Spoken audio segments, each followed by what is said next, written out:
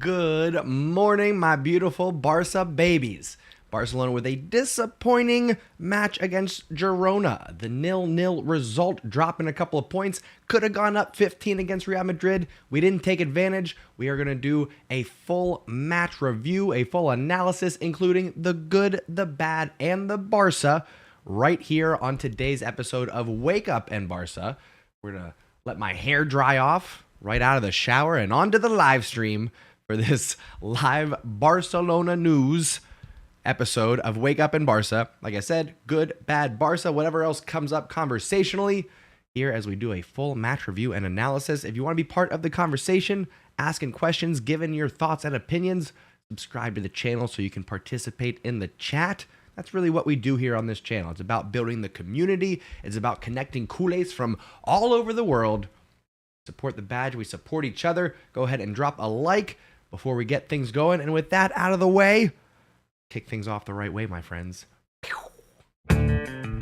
Ladies and gentlemen, you are now tuning in to the undefeated Mustache John.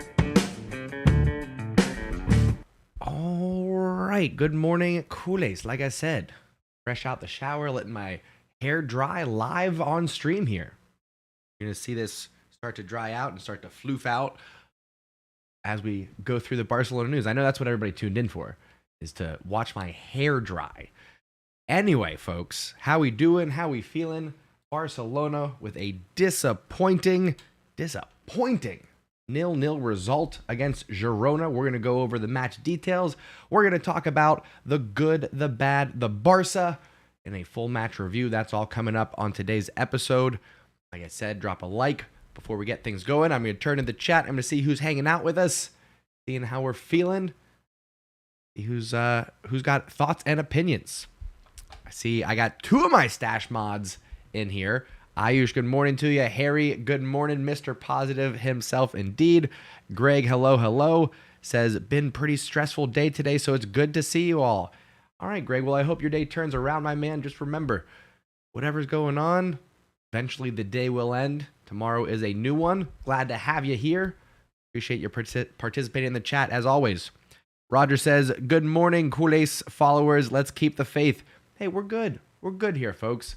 Sloppy match, okay? Not the results that we wanted. 0-0. Couldn't find the back of the net. Couldn't even find the net. 18 shots, only 3 on frame for Barcelona. Ugh. You look on the other side, no shots on target. So sound defensive effort. Again, Xavi is very much focused on a defense-first mentality, which I do appreciate. I'll say that building from the back is not something that Barcelona has historically been focused on. But Xavi, his new era, as Amazon has claimed, defense first. Okay, but we want to see action in front of goal. We didn't get that. 18 shots, 3 on target, like I said, 60% possession, 513 passes for the Blaugrana with 85% accuracy. Not too shabby, but I always point out, it's a game of inches with that percentage for pass accuracy. 85 for me is actually below standard for Barcelona. You want to see 89, 90%. If it goes below that, you know something's off, something's shaky with the chemistry. 14 fouls for both sides. This was a chippy match at points. Only 1 offside. That means Barcelona is not pushing, not trying to get in behind. Not being aggressive enough, not being assertive enough. 12 corners. And we couldn't find the back of the net. Disappointing is the word I would use for this match. Disappointing. Like I said, could have gone 15 points up, clear of Real Madrid. 1 step closer to the title. Didn't happen. We are currently sitting 13 points up. We've got 10 matches left. We've got still a few wins that we need to get through before we can call ourselves champions. If you look at upcoming fixtures, we've got Getafe coming up on the 16th. And the following week, we've got Atletico Madrid at home. That's going to be a big one. We don't want to stumble there and start a negative trend, go in with any kind of negative momentum as we travel to Rayo Vallecano at the end of April. Could be another stumbling block. We have struggled to find the back of the net against Rayo. So we'll say we got to keep things going here. Getafe, Atleti, Rayo. Then to round off April, we are hosting Real Betis. I think if we get through April, I'd say if we win 3 out of the 4 matches there, I'll be feeling very confident that we will lock this up. I'm feeling confident right now. I would say 90% confident that La Liga is ours. We get 3 out of 4 wins here in Getafe, Atletico, Rayo, and Betis. Chalk that up to 98. All right, I think we'll close it out then in May. I think that'll happen. Anyway, we still got more to talk about on this match. We will be getting into the good, the bad, the Barca. First, I'm going to turn to the chat again. I'm going to see what we got going on there conversationally, catch up on some of the comments. If you're watching this on replay, make sure you leave your comments, ask your questions, give me your thoughts, of course, on the overall match as we get into the good, the bad, the Barca. And another reminder, go ahead and drop a like. And if you haven't done so already, subscribe to the channel, join the Stash Squad as we continue this full match review, Barcelona, Girona. Harry says, love to hear you're well, Ayush. A little back and forth between my stash mods. I'm glad to see the connections going on. Again, this is your opportunity to meet folks that you never would have had the opportunity to meet. I've got connections from all over the world. Culés coming together from all over the globe, hanging out here, connected in the chat. So this is your invitation. If you're sitting there watching by yourself, if you're tired of watching Barcelona matches by yourself, come hang out with us. We do live streams for, I want to say all, but sometimes I miss, but mostly all of the Barcelona matches. Live commentary, play-by-play action, but you get to chat with your fellow culés as we support the Blaugrana. So subscribe to the channel, come hang out with us every Monday, Wednesday, and Friday, and live Barcelona matches. Greg says, the team has really been like Jekyll and Hyde this season. Ooh, good analogy there. You don't know what to expect sometimes. I know that injuries don't help, but still. Fair. Pretty hot and cold, I would say, especially from players like Ansu Fati, Lewandowski. I hate to say it, but hot and cold. He had several opportunities. Raphinha, you can go across that midfield, that attacking front three. Inconsistent, ups and downs throughout the season. Absolutely. Harry agrees with what Greg says, I feel like some of the players need to improve. Our attack looks tired. Our midfield misses Pedri and Frankie. Our defense is our only relatively solid thing right now. I think that's a fair assessment. Again, Xavi building from the back. We've got Koundé, Araujo, Christensen when he's healthy, but right now Garcia, who had a good match, that may come back up later on. Balde, who has fully secured that left back position. Jordi Alba is the clear number 2, which could do a lot worse for a number 2. You really could. So I'm happy with that. Hair's starting to dry, folks. It's getting there. We'll wave it back and forth a few more times. Wet head here, like I said, fresh out the shower. Coming on to the live stream here. Anyway, my friends, are we ready? Are we ready to get into the good, the bad, the Barca? I think we are. I think we can get into it. Let's begin, of course, as we always do, with talking about what was good about the match. I know we're focused on we could have gone 15 points up and we dropped 2 points and but it's still a point gained, my friends. I know. At home, Girona, it should be 3 points. I know. I was as frustrated and bored at times watching this match as you were. But we got the point. We got the 1. So it's good we got the 1. Could have been 0. Could have been 0 points, but we got 1. Okay? So it's good that we got 1. Beyond that, we got the clean sheet. All right? Another one for Ter Stegen as he continues on to inch towards his way towards the clean sheet record for not only Barcelona, but for La Liga. And so for those reasons, finds himself in the good box. Untested. No shots on target, but there was a crucial moment. I think it was in the 55th minute, if I'm not wrong. Either 35th or 55th. I can't remember. I digress. Ter Stegen, one-on-one, had to come up big. Didn't get the save, but forced the shot wide.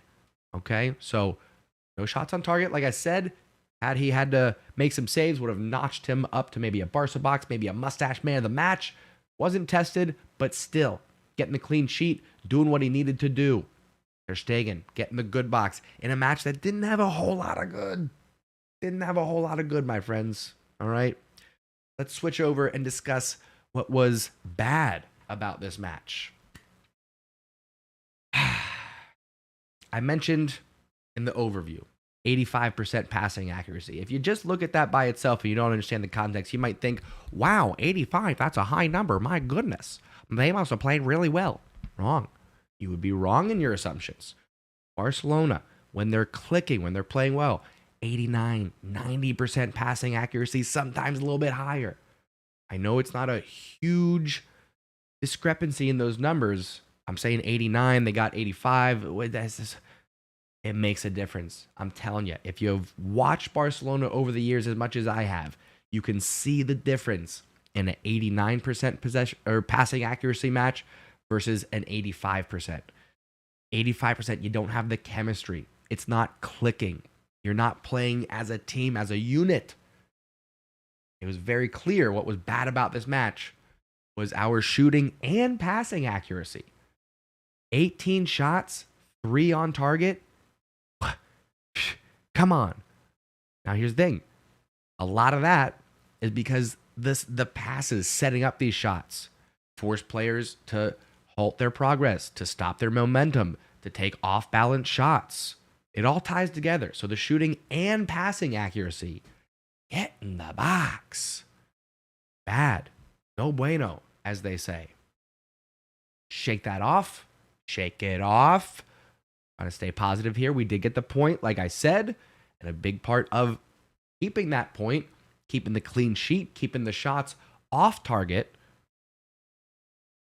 Eric Garcia gets the Barca box. I'm happy to see him get some minutes. I'm happy to see him performing well. It's an audition, folks. I want to be clear about this. Eric Garcia, for the remainder of this season, is auditioning for Xavi and for potential suitors. Okay? We're kind of overlooking that Alonso just signed a new contract extension. If we bring in a right back, we then have Jules Koundé, who is available for center back position again. Barcelona need money. Ooh. So Eric Garcia trying out for Xavi, but also auditioning for the European market. I hope he stays. I hope he continues to put in performances like we saw against Girona, keeping the clean sheet, representing the badge. Eric Garcia getting the Barca box for his performance against Girona. Keeping things moving on the defensive end. No goals scored in this one. Not the best match for Ansu, Raphinha, or Lewandowski. So who do we look to? Future captain Araujo gets himself the mustache man of the match. Almost put one in the back of the net as well. I think arguably maybe our closest effort. Quarter of an inch, Charlie. Comment down below if you get the reference. Quarter of an inch away from crossing over the line fully. 98% of the ball was over the line. And a clever little touch from Araujo off of a corner kick to go near post. Almost beat the keeper. Didn't happen, but keeps the clean sheet. And like I said, not enough from the attacking side of the ball for me to drop anybody in the mustache man of the match. So it's got to go on the defensive side. You got to shout out Araujo. He's been solid. So solid. Super effort. Box to box for a center back. It's absolutely wild. Absolutely wild. So you got to shout him out. Mustache man of the match. Like I said, I know some of you are disappointed. I know some of you are upset that we dropped points. You wanted to rebound with a celebratory victory against Girona. It didn't happen. We move forward. All right. We got other matches going on. Like I said, up next for Barcelona is going to be Getafe. That's going to be Sunday morning. We're doing a live watch along. We'll be doing a match preview on Friday. So make sure you're subscribed. Make sure you turn on notifications. Make sure you come hang out with us Monday, Wednesday, Friday. Live Barcelona news on Wake Up in Barca. Pre-match, post-match, all the good stuff. Plus, live watch alongs for the matches. Live commentary, play-by-play. You don't miss any of the action. You chat with your fellow culés. Speaking of the Stash Squad, I'm going to turn to the chat. I'm going to get your thoughts and your opinions on the good, the bad, the Barca. Let me know what I got right, what I got wrong, what would you change? And again, if you're watching on replay, let me know down in the comments. What do you think, folks? Let's see. Harry says, bad, our attack. Roberto in midfield, not getting the win. I hear you on that. Irish says Alba did well as a super sub. Agreed. I do like him coming off the bench. Not going to lie. Having Alba as our second string left back coming off the bench to freshen things up. I like it. I like it. Just airing out the hair a little bit. Just airing it out, letting it breathe a little bit.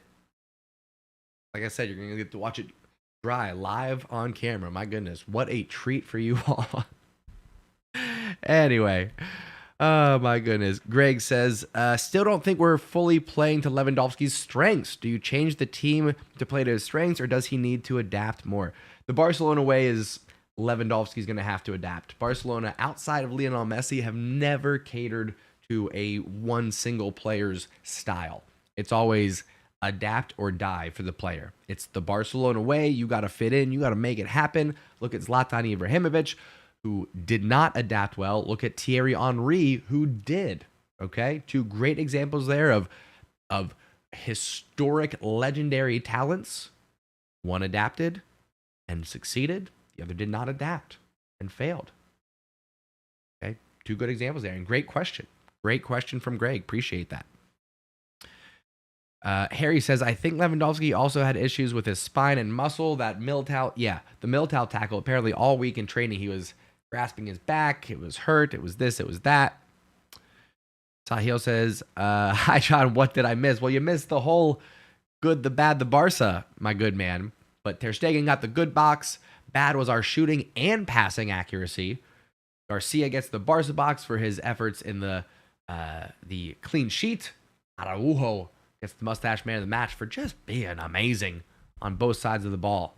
Doing it for Barcelona.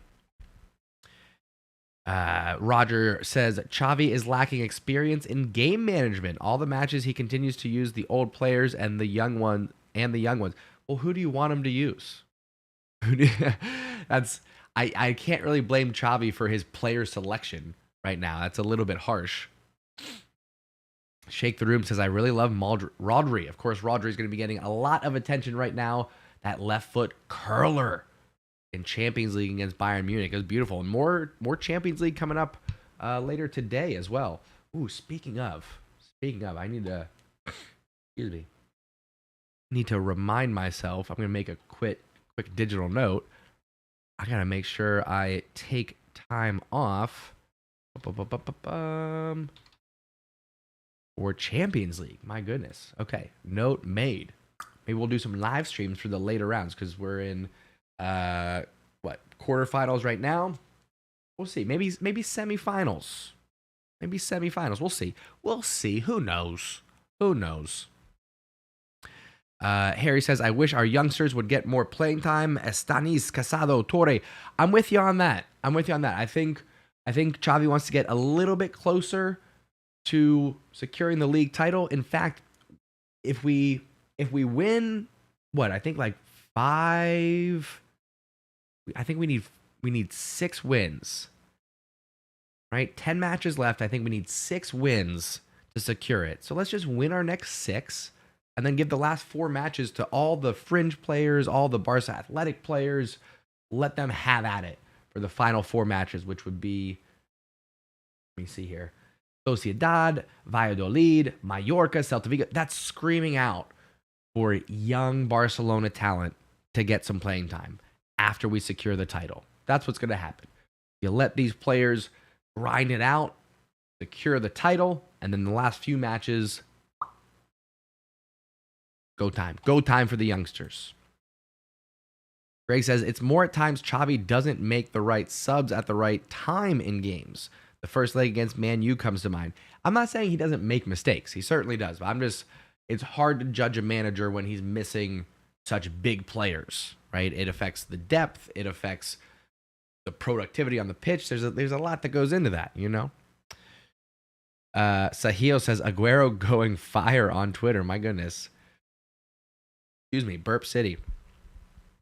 Irish says, I loved I could say where it says, I loved Bayern getting smashed. It was a sight to see. But also, I'll say it's also evidence of how far off Barcelona actually is from being a European contender. Because that would have been us getting smashed had we gotten through somehow. So Just saying. Just saying. Anyway, one of my mods want to take care of that nonsense that just popped up there. I appreciate it. Outside of that, folks, we've done the good, the bad, the Barca. Done a full match overview. I think there's just one piece of news to go over here. This comes from Barca Buzz. It says this week, Sergio Busquets will make his decision known regarding whether or not to accept Barca's offer of a contract extension. Busquets' decision will be solely based on the sporting aspects, not the economic ones. Xavi may already know it. Dun dun dun. It being the decision, meaning Xavi may already know. You would think Busquets would maybe let Xavi know the decision before the general public knows, before everybody else finds out. You would think. I don't know for sure, but you would think. So the question is, what do you want Busquets to do? Do we want Busquets to stay? Do we want Busquets for another year, another 2 years?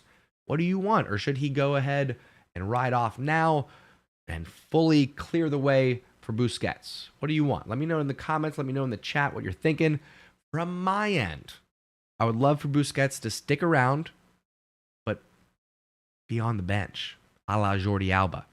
So you have Jordi, you have Busi on the bench, have their leadership, you have their experience to help grow the young team.